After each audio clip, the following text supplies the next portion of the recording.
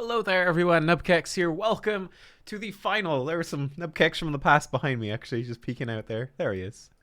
Welcome. It's the final raid leader review of Castle Nathria, the first patch here of Shadowlands. Obviously, really excited to get into Sanctum of Domination. By the way, check out the raid testing on the channel. There's only been 2 bosses at time of recording. They cancelled the next 2 because apparently the build was bugged. But I will cover as many of the bosses as I possibly get. Should be all of them, unless something horrible happens. But yeah, should be all of the bosses on raid testing. Anyway, let's talk about Sire Denathrius. It's definitely the hardest boss in the raid right now, especially after they nerfed SLG. It is, without question, the most complicated as well. So we will break it down for you here today. You've got P1 playing here in the background. There's 3 phases to the fight. P1 is really very, very similar to how you did it on Heroic. There shouldn't be any major differences. We have gateways and stuff which are used, but aren't overly important. You could even get away without using them. The DPS check isn't too harsh. The big thing about P1, of course, I will be skipping around here. If you want to watch the whatever unpaused, unskipped around version of the kill, the full kill video is up on the channel with voice comms and stuff, so you can watch that if that's what you want to see. I know sometimes people get upset because that is what they want to see and they think this video is that. And there's wailing and gnashing of teeth. Right. What I want to get you here is how to deal with the burden of sin and the cleansing pains. So basically, the way the boss works, when you pull him, he does a cleansing pain, which obviously spawns out all these adds. It removes your burden of sin stacks. Then he's going to do the Night Hunter. He'll do a blood price then. And then he'll do another cleansing pain, another Night Hunter, and then he'll do the Ravage. And basically just goes through 3 blood prices, 6 cleansing pains, 3 ravages. Of course, the 3rd ravage is what would kill you if it went off. You push him before that. You will notice I went from 6 to 3 stacks as well, which is part of our strategy. So you start with 6 stacks. You need to be down to 3 stacks to survive at the end. And the way that we get away with 3 stacks is that we have one of our druids get to 0 stacks. And then the druid, by having 0 stacks, they're actually able to cast their roar, Stampeding Roar, when they are sucked in by Denathrius at the end. In fact, let me skip ahead and show you that happen. Right, so after the final blood price, here we go. Final things, and you'll see it right here. We get sucked in. You can see these are how many people have stacks. I guess this person with 4 stacks needs a grip. Ravage 3, you phase him through, but watch this. As we get thrown away, one of the druids is just simply not affected by this. They drop in a Stampeding Roar, and then everyone can make it in with 3 stacks. In this case, you can see I have 2 stacks. As a priest, able to get in faster, and therefore able to grip people and whatnot. This is the setup that we had for it. Can you guys see? You guys can see. Perfect. If I make this full screen. That's not the setup. Hang on. Okay, this is the setup here that we went with. Now, it was tweaked a little bit, but I'll show you exactly how it breaks down. But essentially, these are the cleansing pains, these are the times, and these are the people that are going to do it, and approximately how many adds we're going to deal with. So straight up, you can see that we deal with loads of them at the start, right? This first cleansing pain, it makes absolutely bucket loads of adds, and we have loads of people getting hit and soaking. Look at all these adds. Look at the freaking frame rate. The frame rate slows to a crawl as all of these adds cast, and the game is overtaxed. It's kind of like it's kind of like having what's it called? Ashran. It's like Ashran in Raid. Hooray! The Ashran experience, Lagran. So yeah, that's what happens there. For the bonuses, that is something that I am doing here as a priest. Is where I'm stacking on other people. There is a new mechanic on Mythic where when you stack on people, it will remove an extra stack from you. So we have 3 people stacked together, so we actually remove 3 stacks altogether, which is a lot of bonus ad spawning, but it does mean that we get rid of 3 stacks. I'll show you the visual. I think this visual might help the most. So here we go. This is our first cleansing pain. This is what we are doing. So we have 5 people. In fact, I think we had 6 people because I switched one of the shamans for another mage. So I think we had 6 people would remove just 1 stack. They just get hit by the cleansing pain, but they don't stand on top of anyone else and lose extra stacks. They end up at 5 stacks. So 5 to 6 people there. We'd have 8 to 9 people remaining at 6 stacks. And then we actually have 6 people jump all the way down to 3 stacks. This is in order to survive the blood prices. It's to set things up well to mitigate blood price. Blood price does damage based on how many people have the same number of stacks as you. So it doesn't matter how many stacks you have. It matters how many people have the same number.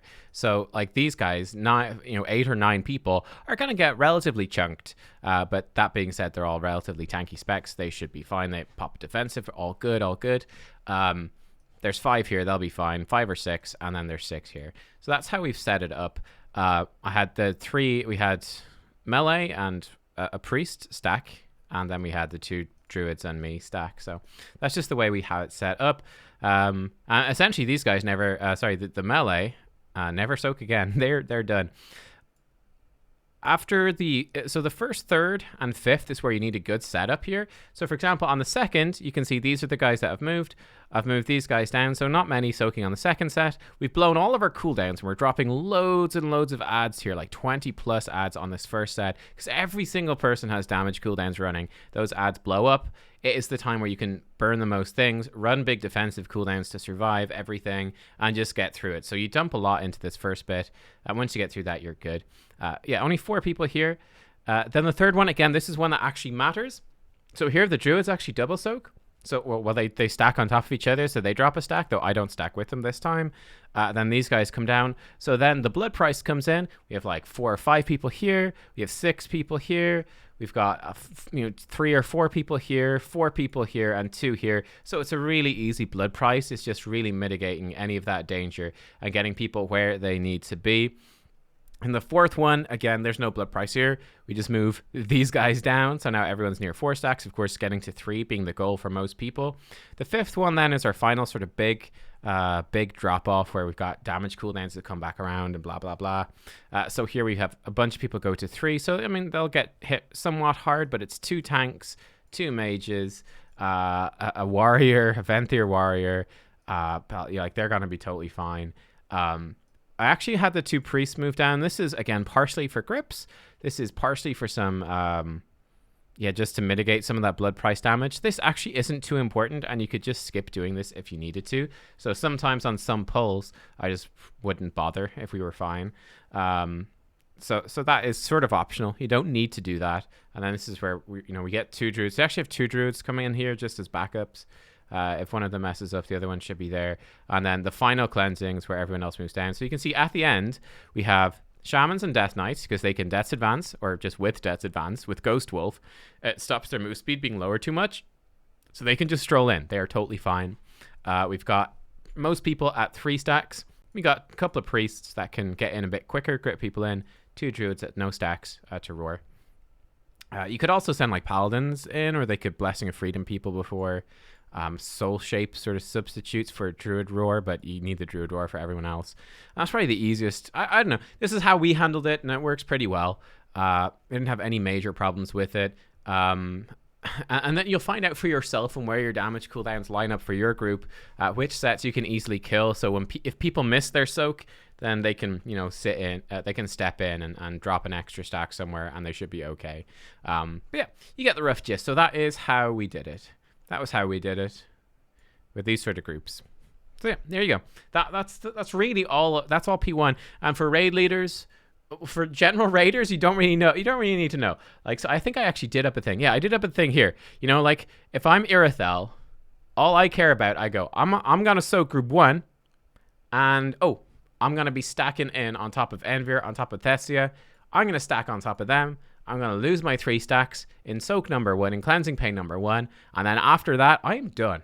I am done with like this phase. I have nothing else to do. I'm just doing damage to stuff and not standing in the cleansing pains. And that's literally it. It's very boring from that point on.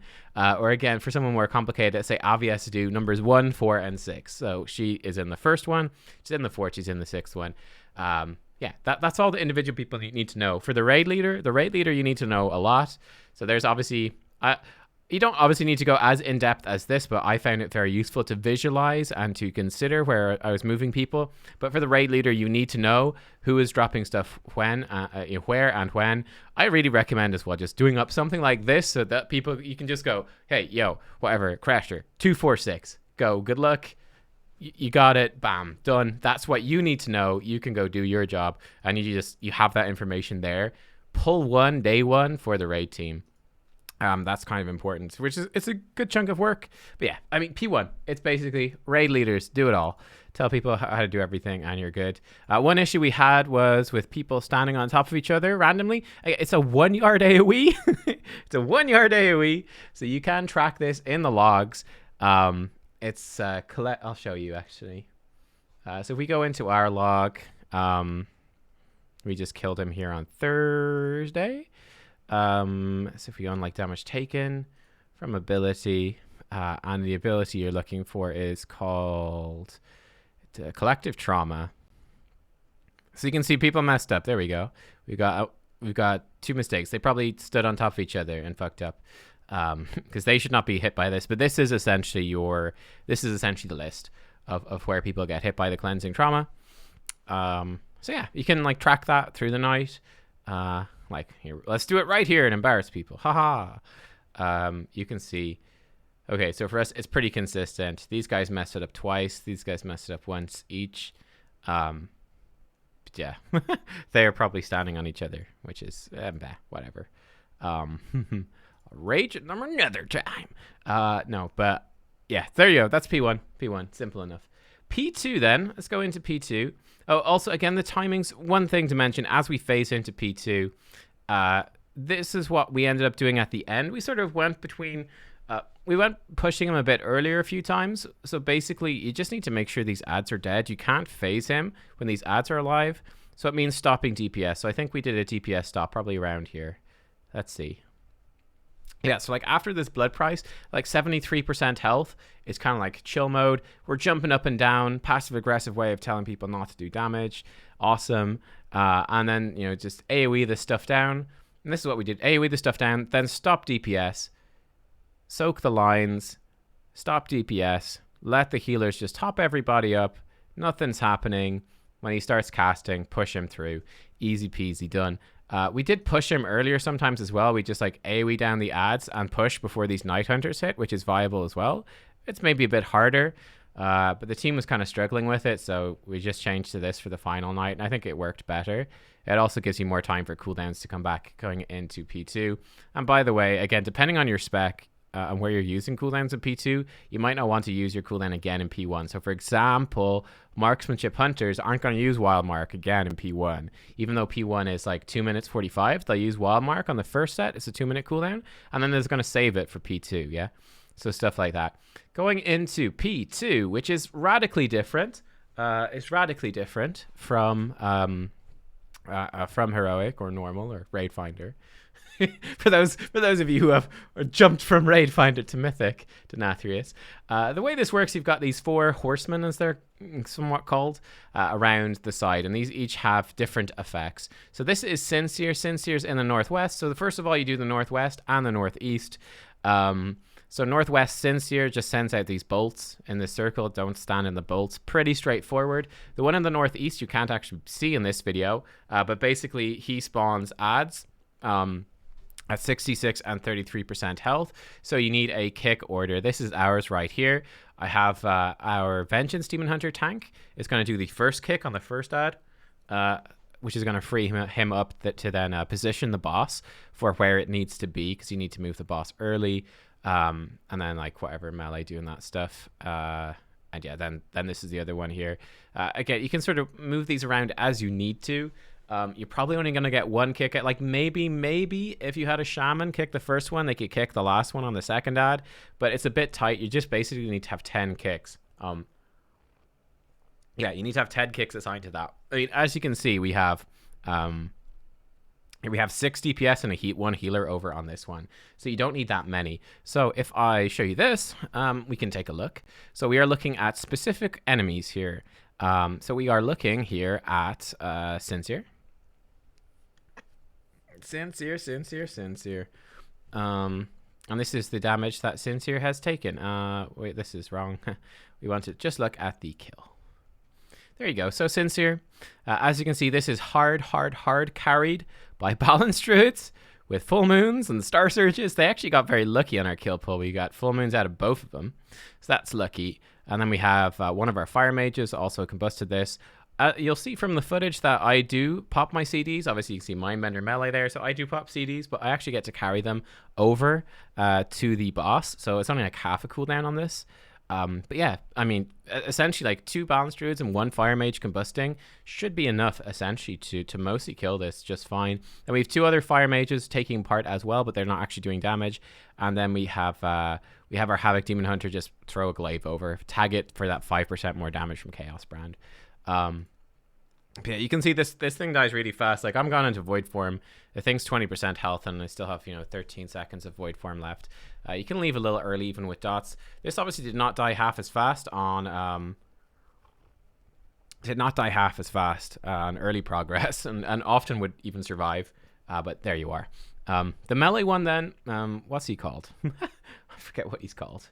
Whatever he is it Dusk Hollow? I think it's Dusk Hollow. No, that's the wrong one. Because that's the one I was fighting. Nice.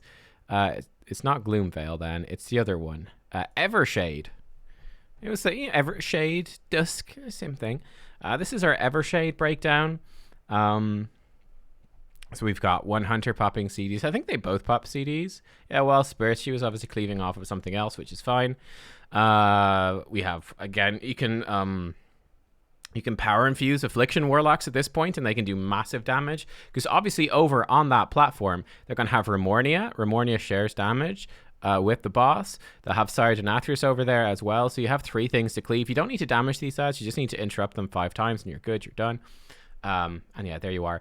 I just want to point this out. This is the movement for P2 for the tank. So the tank essentially needs to have Denathrius over on this main platform early. We're actually kind of slow this time, but Denathrius needs to be over here on time for the second Racking Pain. The first Racking Pain, aren't we? Oh, by the way, Warlock gateway the melee over. That's important. I should have mentioned that. The Warlocks gate people over, the melee over onto that platform. That's how they get there.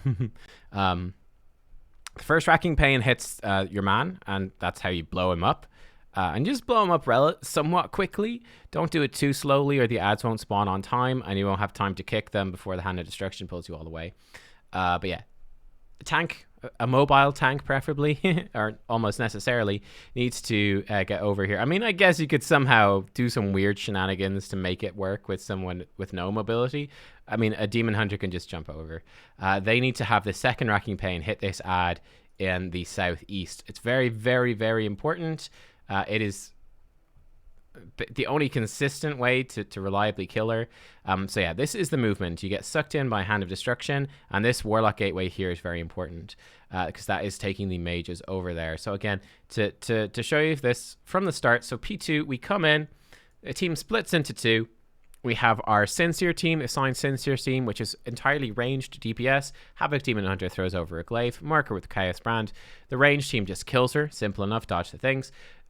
Warlock makes a gateway across. The rest of the DPS essentially go over there. They cleave the boss with the mini-boss, all the ads. The Racking Pain ups the damage that the mini-boss takes by a lot, like 50% or something. So nuke all that stuff down, kick the ads following your kick order, and then you get sucked back by the Hand of Destruction. The Hand of Destruction pulls you to the boss, so that's how they get back from there. Right? So they are just chilling over there right now. They're waiting. You could just see it right there. The Warlock then has to move the gateway from here. They have to make a new gateway across to this platform over here. This is crucial.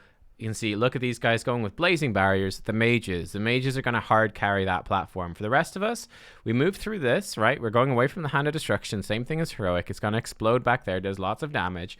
We move through. You obviously wait for the Hand of Destruction to explode before you would go back through. But we have set teams assigned. So, for example, our set team for Gloomveil, and this is why you'll see Fire Mages on the gateway so important. Look at this. This is what's carrying the damage over there. In fact, we also had our Demon Hunter go over as well. So essentially, they just take the gateway over, and they are right there beside the Hand of Destruction.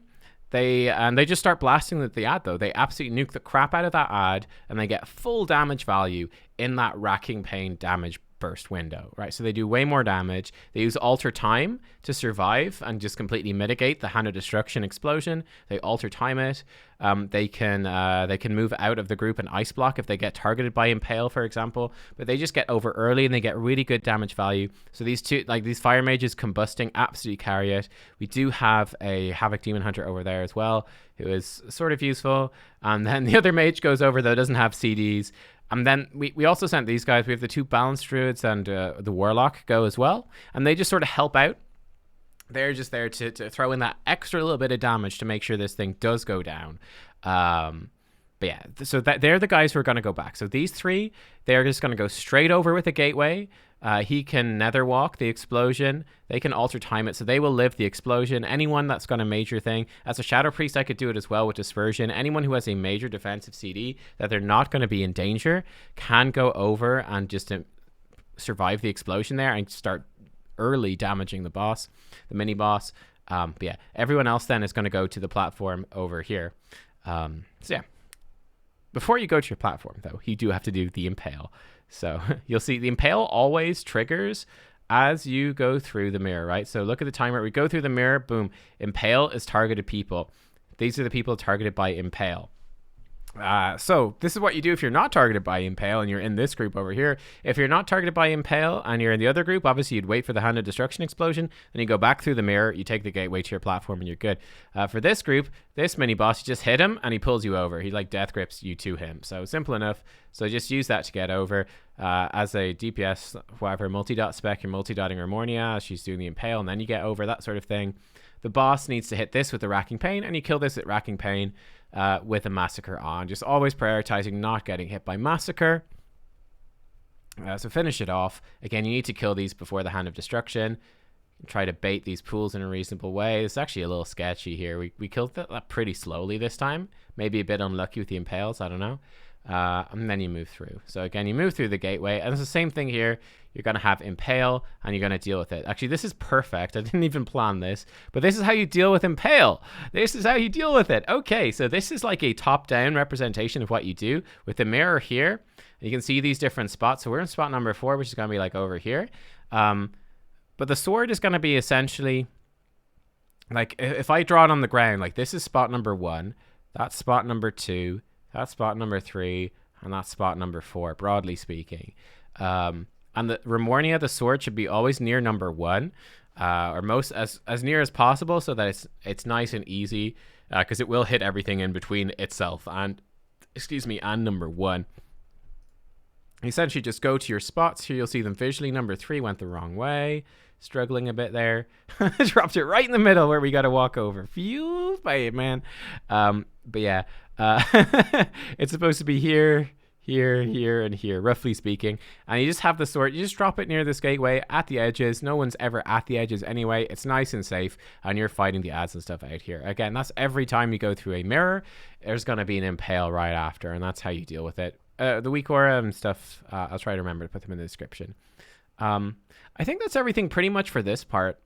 So it's just these mini bosses. So again, you know, yeah, come in, you do the northwest, northeast. The tank then hits the thing in the southeast. You go through the mirror in the east. You come out in the west.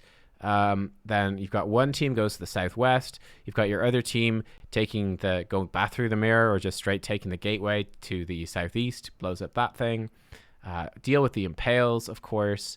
And then, yeah, that's it pretty much. Then you go into the Cabalist phase, and this phase is pretty chill, to be honest. So you just have these Cabalists spawn in. You're going to have 4 sets of 2. This first set is extremely easy, so this is where you prioritize getting in good boss damage. You just sort of slow cleave these ads down. You're really not in a rush. Needless to say, throughout this whole phase, whenever you kill an ad, it does spawn these swirlies. Don't stand in the swirlies. Massacre lines will one-shot you. Don't stand in a massacre line. Basically, both of those abilities can one-shot you. You just don't get hit. Simple as that. Use large defensives on the Impales because they do hit very, very hard. Watch out for the boss frontals as well. There you can see the Impale guys going. Boom, boom, boom. Look at that. Beautiful. Did it perfectly. Very, very nice. Just be careful of running back in. You're not in a rush. If you get hit by that racking pain, you'll probably die. This set is nasty, or well, not nasty, but this is the harder. 2 and 3 are the harder set of Cabalists. They're the harder set of Cabalists. So we have started here in the south, right? We've started in the south. Or we're on this set of Cabalists here in the south. But here's the thing. We need to kill these, and we need to get around to the east on time for this next set of Cabalists. Or specifically for Racking Pain 8. Specifically, Racking Pain 8 must be hit onto the 2 Cabalists over there in order to kill them on time. You have to at least kill one of them. So you need to nuke down, whereas with the first set of Cabalists, which you're doing in the north, you're pretty chill. It's just get boss damage in. Just sort of slow cleave them down and then kill them in Massacre, basically. With this set, it's kill them pretty quickly. You can see they're dying reasonably slowly here. We're able to sort of stay behind a bit of Shadow Priest, finish them off. Not great for our own damage, but whatever. And then this set in the east, you can see this is pretty spicy. So they're over there, and you've got Massacre happening through this. Again, these need to be mostly dead before this Hand of Destruction. It's very, very important as well in terms of precisely when you kill these. If you kill them such that the swirlies hit you when you're in Hand of Destruction, you will die. So there is some management there to make sure that you don't murder each other. They actually died from dots here, which is not ideal. That's a little spicy. That's not so good, a bit dangerous, but anyway. But you can essentially ensure that you can just leave one of those alive in the east, and then you can clear it out when you go back at the very end, right before P3. But yeah, this is, again, this fourth set of Cabalists here is very chill again, so you're mostly prioritizing boss damage. Try to get dots from Amornia if you're a dot spec before she flies off for Massacre.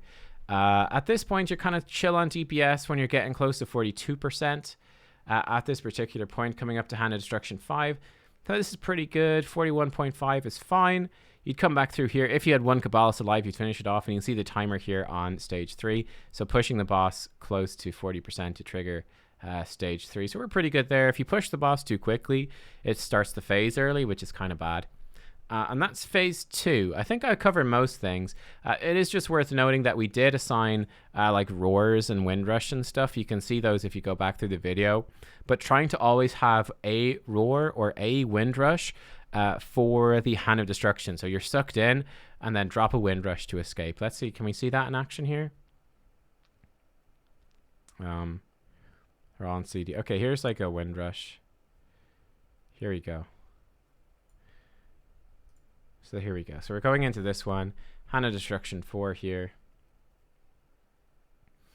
So again, watching your feet here.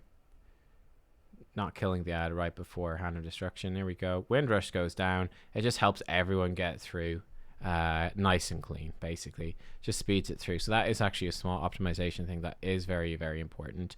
Actually, I haven't mentioned for healers yet. Let me mention that before we look at P3. This was our healing plan, roughly. Now, it did change a bit. The most important thing in phase 1 is blood price. Blood price is very spooky. Also, AMZ. Obviously, blood price, you're lifted up in the air. So, barrier, link, AMZ, they don't work. And blood price hits very hard. Having a spirit shell on each blood price is pretty huge. Having an aura mastery is pretty huge. Rally helps as well. Anything like that. You know, a revival coming out of it is pretty nice. Holy Word Salvation, whatever, after, like just after it hits. Anything like that can be very good to help stabilize your group and get through these. Then we used AMZs. In fact, I actually think I doubled up AMZ on this first set because this was spicy enough. Like we ended up, I think compared to the plan I showed you, we actually ended up dropping even more stacks on Cleansing 1 using 2 AMZs, like having just 2 AMZs to cover the entire raid to just nuke down all those ghosts. So we went pretty hard on the first cleansing. The rest of it's not too bad, but again, just making sure you have damage mitigation for the blood prices, with the first one being particularly bad. Stage 3 is pretty easy. Again, you can slap down some AMZs and stuff and have some healing CDs to help in the first half for sure, but I didn't feel like there was anything too crazy going on here. It's pretty flexible, and you could almost make it through, I feel, without using anything, to be honest. And then phase 3 is very intense, very intense. Much, much harder than the rest. So yeah, that's just something to bear in mind. Coming into phase 3. there was a lot going on here. So first of all, Mythic is different from the normal. Well, in fact, the fights is generally different than Heroic, quite different. But it's especially different on Mythic because half of your team are the mirror team, which means that P3 starts, they just turn around, go back through the mirror, and then they're in this like blue phase. They're in the blue phase of the fight. The two groups cannot interact with each other. And essentially, it just makes the knockbacks backwards. So in this phase, whenever we are knocked back by Shattering Pain, whenever we are knocked back by Blood Price, which replaces Hand of Destruction, it's going to pull them through the boss instead. It pulls them to and through the boss, whereas it knocks us away from the boss. Which is fun. And obviously, if you also touch the other player, you can see them in the other realm. They don't have health bars or names, but you can see their ghosts, I guess. If you touch a player in the opposite realm, you both instantly die, which is not good. But coming into P3, there's a lot of positioning and a lot of movement. The big thing here is Blood Price. Blood Price does a massive, massive amount of damage. You can see I've got Dispersion on this one, which helps, but you can see how hard everyone else got chunked there. It absolutely rips through people. So essentially what you're looking to do is to survive those Blood Prices. So for raid leaders, again, check those timers, and you're really considering defensives and how you can use them. So for example, as a Shadow Priest, if the first one is the easiest one because there's nothing happening really. You've got loads of time to set up. Preferably I disperse on this one, but it's possible that I got an impale near the end of P2 and I don't have dispersion. If I don't have dispersion, I'm just going to eat this to the face with a spirit shell and hope to live. Well, not hope to live, always live. But, you know, it's just going to be a little spicy. Might have to be quick on a health stone if it gets a bit rough. Blood Price 2, I'm going to use a Desperate Prayer and a health pot again if needed. And then Blood Price 3 is my dispersion again. So that's sort of how I'm planning it out. And that's what everyone essentially needs to do. I do expect when they nerf the boss that Blood Price will be one of the big things that gets nerfed because it's really nasty. It really is. So these these timers are not correct. Like you don't get hand 5 into a shatter. So the precise times are not correct here, but the spacing is correct. When you're assigning healing cooldowns, you obviously have 2 healers in each group. Bear in mind that the ranged healers, of course, cannot heal the tanks. The tanks are both going to be in the melee group and the mirror group.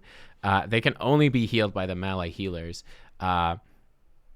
Yeah, so that's important. And it's very important that you don't have any melee in the ranged group. You can have ranged in the melee group just fine. Like we had a fire mage go in so they could bloodlust that group, because obviously the bloodlust outside doesn't affect the mirror group. But yeah, you can't send any melee in the ranged group because obviously melee cannot function at ranged. They must be in melee, whereas ranged can function in melee just fine. So yeah, just bear that in mind. And then the general movement for this is relatively simple in the sense that you are going to just, range are going to drop their seeds off slightly to the right. Then melee are going to drop them off to the left of the range group, and you just sort of rotate around, right? So here we go. The range drop their seeds over here. That can only be soaked by melee. The melee drop their seed here, can only be soaked by range. Then you're going to use this knockback. The melee are going to use that knockback to reposition towards the middle, and you're going to do the exact same thing. Range will drop to the right, melee will drop to the left of the range group, and the team will just rotate around, knockback, go back to the middle, etc., etc. It's just important to have a good clean rotation so that you don't obviously touch each other and neutralize each other and everyone dies. This is the first hard part then, is this Sinister Reflection. So what we do here for this is when it comes into the Sinister Reflection, everyone needs to be in a line really from the boss towards Star, because you need to bait the Ravage triangle to come out this a ways. Okay, and this gets pretty intense because what you're going to have here is you're going to have Ravage come out. You're going to have this overlapped with Massacre. Massacre happens at the exact same time, and then you're also going to get a set of seeds that needs to be dropped. So essentially you need to be getting out of the Ravage, not touching the other team. You need to get to where you need to be to either drop a seed or to soak a seed without getting hit by Massacre. So you'll see it here. The second one of these is even worse. The timing here for this one, by the way, you want to wait for the first Massacre line before you move. There we go, first Massacre line, and we're away. So the melee are essentially moving off this way, and they're going to drop their seed over at orange. So the melee team will essentially just move. They'll just bait towards Star, and then they just move through the boss out of the Ravage into this area of the room over here. They drop their seed near orange, like anywhere around sort of here. And then they're going to be rotating around to over here to soak. The range team should move over here. Go just drop their seeds over there. And then you hug the Ravage and make it around to grab the seed, which should be here near orange. Now, obviously, this gets difficult with Massacre. Obviously, I don't have a seed, but you can see they dropped it over there. We're moving over.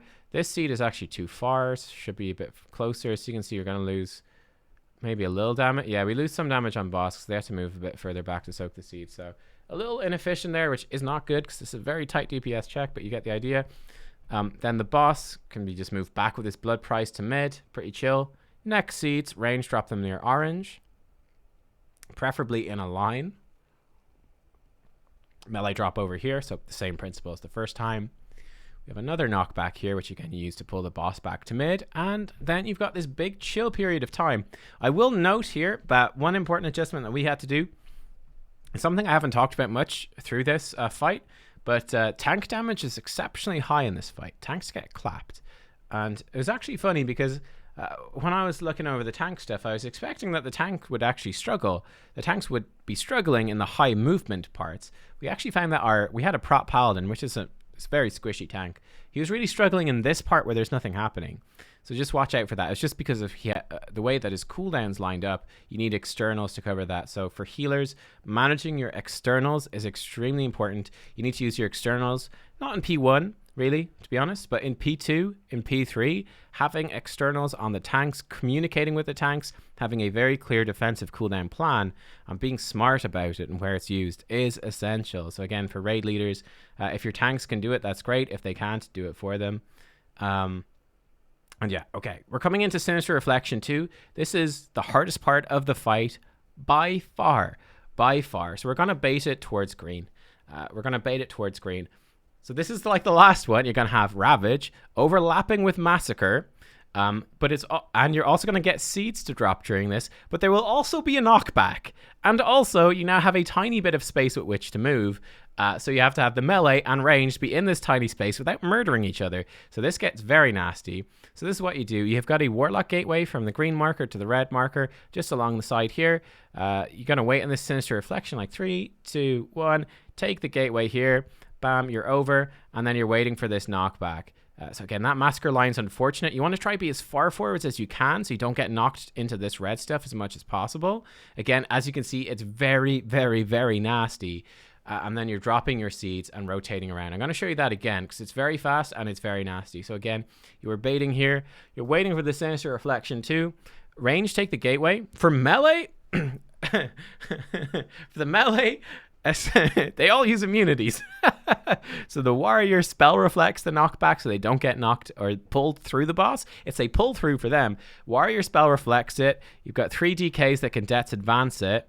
Holy Paladin de-shields themselves. They bop the monk, the Mistweaver monk, your other healer. So got a bop and a de-shield.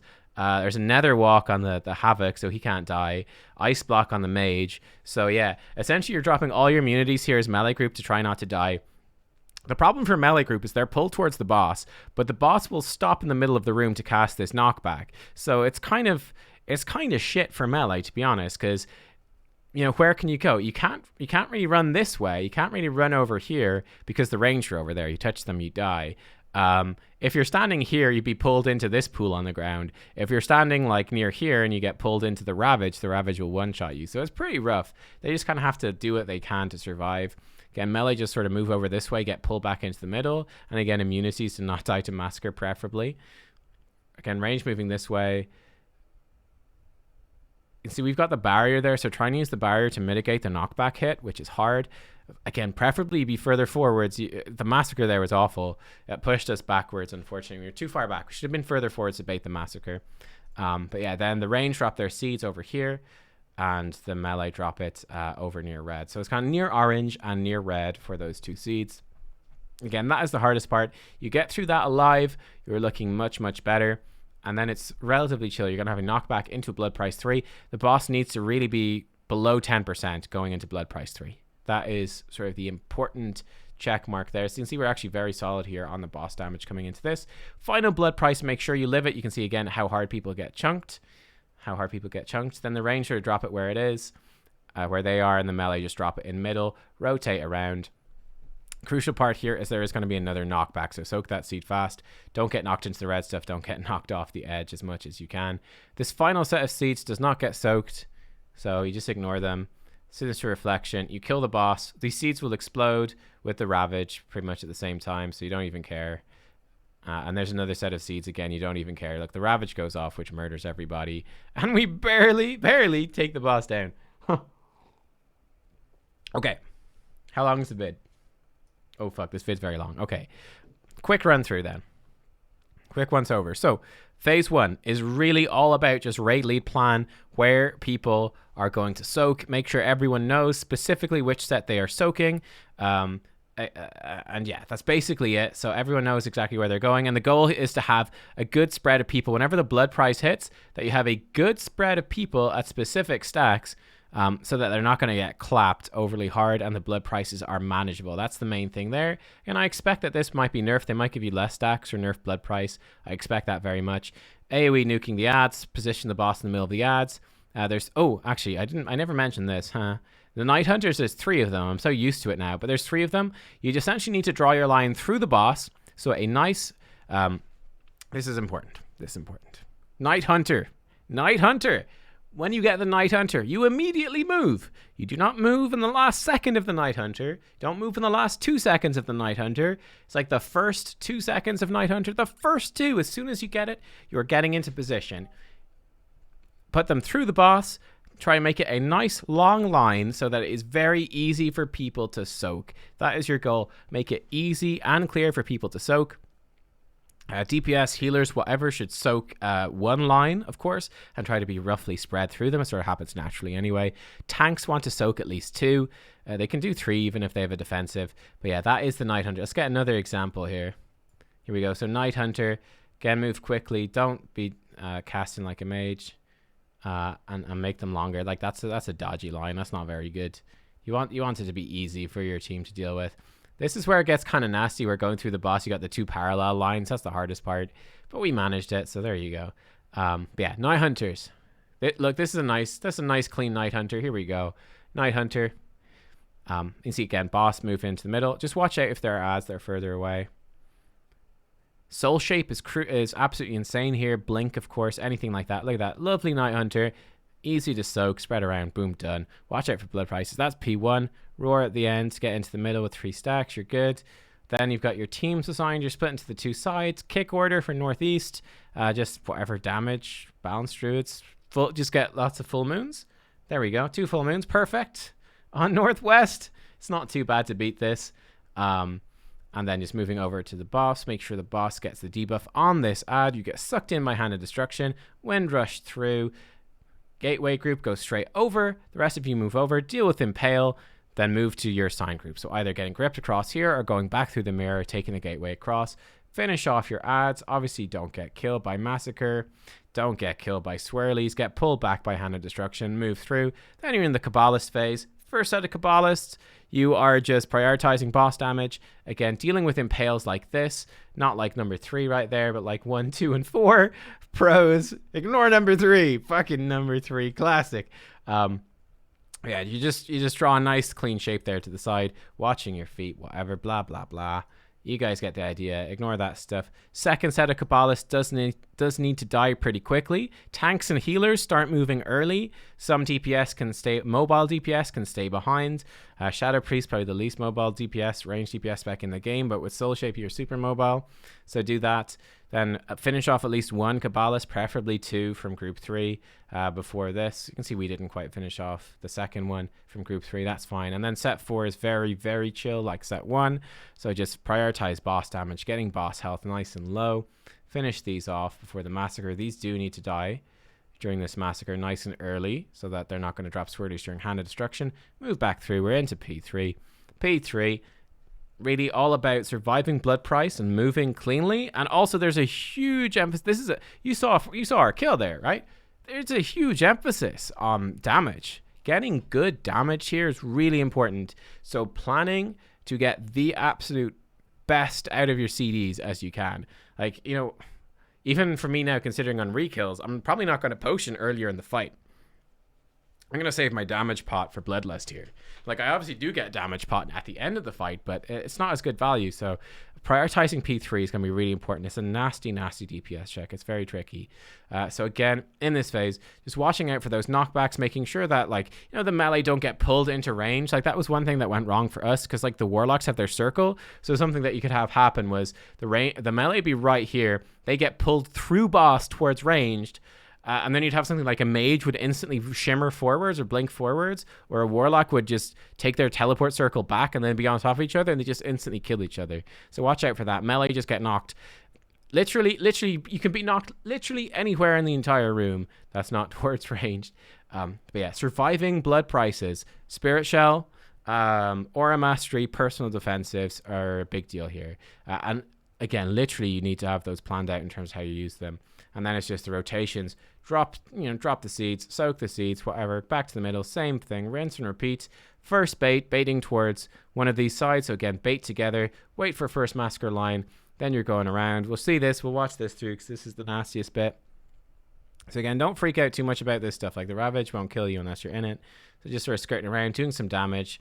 Wait for the massacre to be out of the way. Again, try to have the seed a bit more central. These seeds a bit more central, so it's easy. Obviously, of course, with massacre lines, you can't guarantee that.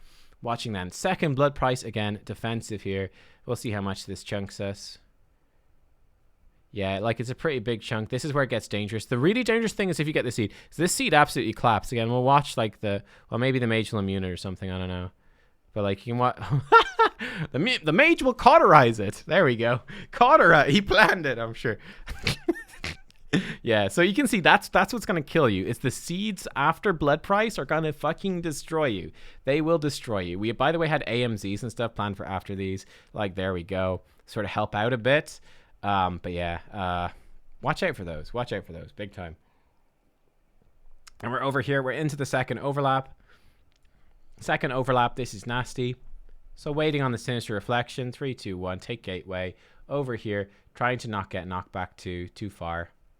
Again, unfortunate timing there. So again, be ready to use health pots and health stones at this part. I think yeah, I used the health pot there because I wanted to Shadow Word Death the boss. And I was like, I'm gonna die if I Shadow Word Death. So I had to health pot to Shadow Word Death. That's dedication to Shadow Word Death right there. Yeah, that is super nasty though. Super nasty part there. Actually, genuinely very, very difficult. But you get through that, you'd be much better off. Again, we got knocked back into Blood Price 3. Just really surviving Blood Price 3. This is the final hurdle, really the final thing that can kill you. This Blood Price and this Fatal Finesse afterwards. So again, you know, whatever. Obviously, if you've got potions left, you're going to use a health potion on that Fatal Finesse. Make sure you do not die to Blood Price 3 and the Fatal Finesse. And then, whatever, you soak this last set of seeds, and then it's just burning the boss down. Watch the knockback, then burning boss down. Try not to be in the seeds. Again, just don't be running the seeds around. Like, move. Same thing with Night Hunter. Move for the first couple of seconds of the seeds, and then just fucking stop, right? Because what nobody wants to deal with, same thing with Night Hunter, is you move for 2 seconds, you get in position, and then whatever, all other 19 people have just moved in response to you, and they are now positioned correctly, and then suddenly you start moving and you're screwing over 19 other people, right? So be smart about it, and then you're burning the boss down. Yeah, I expect this to be nerfed within the next month anyway. They'll probably definitely lower the boss health, they'll lower the blood price damage, that sort of stuff. You still kind of need a warlock for sure. But yeah, there you go. That's the fight. Thanks for watching. Let me know if you have any questions down below. There's a lot of stuff in this fight. I probably missed some stuff, so sorry if I did. But there you go. I'll see you. Bye-bye.